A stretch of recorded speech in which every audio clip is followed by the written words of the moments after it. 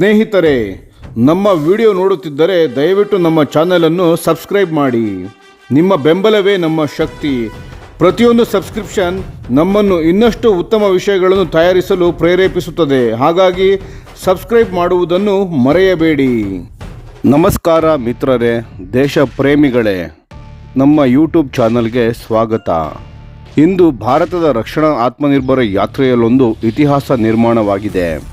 ರಕ್ಷಣಾ ಸಚಿವ ರಾಜನಾಥ್ ಸಿಂಗ್ ಮತ್ತು ಉತ್ತರ ಪ್ರದೇಶದ ಮುಖ್ಯಮಂತ್ರಿ ಯೋಗಿ ಆದಿತ್ಯನಾಥ್ ಅವರು ಲಕ್ನೋದಲ್ಲಿರುವ ಬ್ರಹ್ಮೋಸ್ ಏರೋಸ್ಪೇಸ್ ಘಟಕದಲ್ಲಿ ನಿರ್ಮಿತವಾದ ಮೊದಲ ಬ್ಯಾಚ್ ಸೂಪರ್ಸಾನಿಕ್ ಬ್ರಹ್ಮೋಸ್ ಕ್ಷಿಪಣಿಗಳನ್ನು ಫ್ಲಾಗ್ ಆಫ್ ಮಾಡಿದ್ದಾರೆ.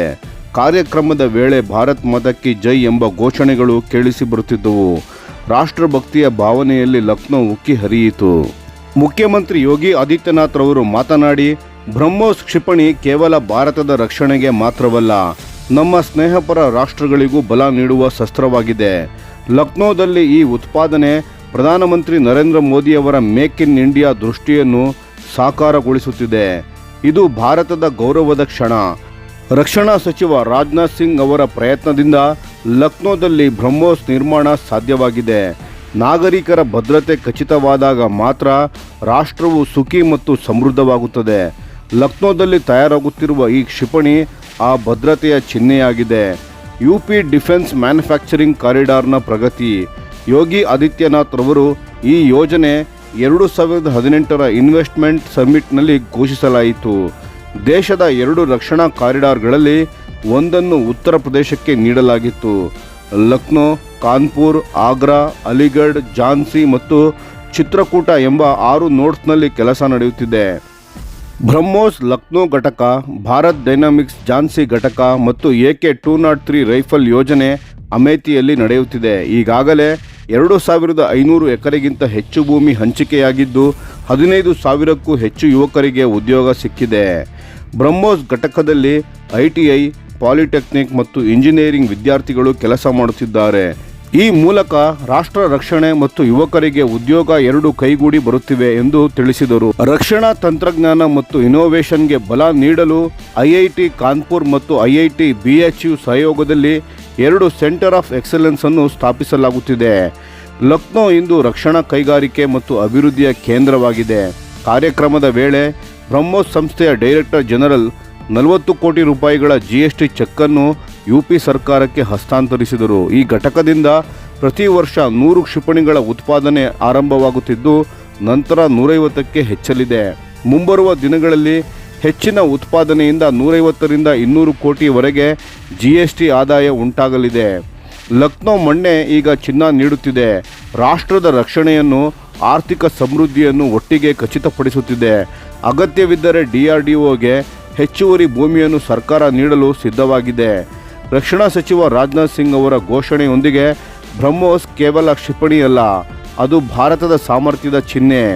ಪಶ್ಚಿಮ ನೆರೆ ರಾಷ್ಟ್ರಕ್ಕೆ ಕಟು ಎಚ್ಚರಿಕೆ ನೀಡುತ್ತಾ ಪಾಕಿಸ್ತಾನದ ಪ್ರತಿಯೊಂದು ಇಂಚು ಬ್ರಹ್ಮೋಸ್ ಕ್ಷಿಪಣಿಗಳ ವ್ಯಾಪ್ತಿಯಲ್ಲಿದೆ. ಆಪರೇಷನ್ ಸಿಂಧೂರ್ ಒಂದು ಟ್ರೈಲರ್ ಅಷ್ಟೇ. ಭಾರತ ಪಾಕಿಸ್ತಾನವನ್ನು ಸೃಷ್ಟಿಸಿದರೆ ಅಗತ್ಯ ಬಂದಾಗ ಮುಂದೆ ಏನಾಗಬಹುದು ಎನ್ನುವುದನ್ನು ನಾನು ಹೇಳಬೇಕಾಗಿಲ್ಲ ಎಂದು ಸ್ಪಷ್ಟವಾಗಿ ಎಚ್ಚರಿಕೆ ನೀಡಿದರು. ಆಪರೇಷನ್ ಸಿಂಧೂರ್ ಯಶಸ್ಸಿನ ನೆನಪು.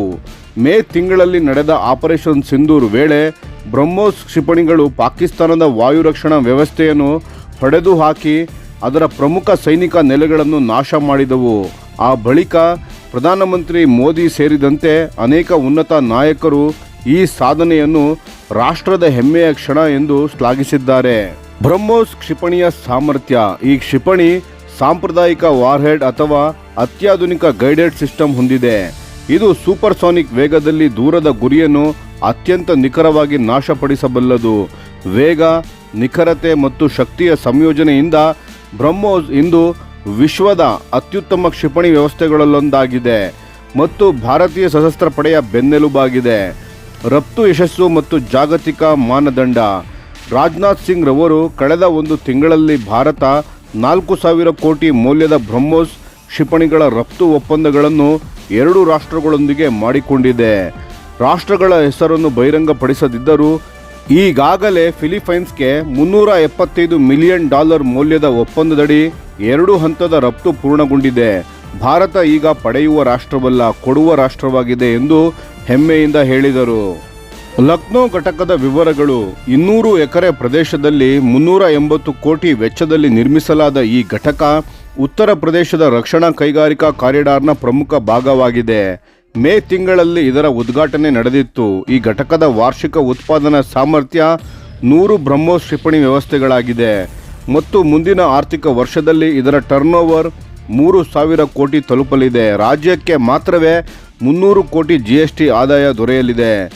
ರಾಜನಾಥ್ ಸಿಂಗ್ ರವರು, ಬ್ರಹ್ಮೋಸ್ನಂತಹ ಸಾಧನೆಗಳು ನಮಗೆ ವಿಶ್ವಾಸ ನೀಡುತ್ತವೆ.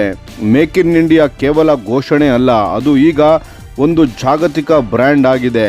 ಇದು ವಿಶ್ವಾದ್ಯಂತ ಗೌರವ ಪಡೆಯುತ್ತಿದೆ. ಆಪರೇಷನ್ ಸಿಂಧೂರ್ನಲ್ಲಿ ಪಾಕಿಸ್ತಾನದಲ್ಲಿ ನಾಶ ಮಾಡಿದ ವಾಯುನೆಲೆಗಳು ಬ್ರಹ್ಮೋಸ್ನ ಯುದ್ಧ ಸಾಮರ್ಥ್ಯವನ್ನು ವಿಶ್ವದ ಮುಂದೆ ತೋರಿಸಿದವು. ಭಾರತದ ಸ್ವಾವಲಂಬನೆ ಮತ್ತು ಶೌರ್ಯದ ಸಂಕೇತದ ದಿನವಾಗಿದೆ. ಲಕ್ನೋದಿಂದ ಹೊರಟ ಬ್ರಹ್ಮೋಸ್ ಕ್ಷಿಪಣಿಗಳು ಈಗ ಭಾರತದ ರಕ್ಷಣಾ ಶಕ್ತಿಯ ಹೊಸ ಅಧ್ಯಾಯವನ್ನು ಬರೆಯುತ್ತಿವೆ ಎಂದು ತಿಳಿಸಿದರು.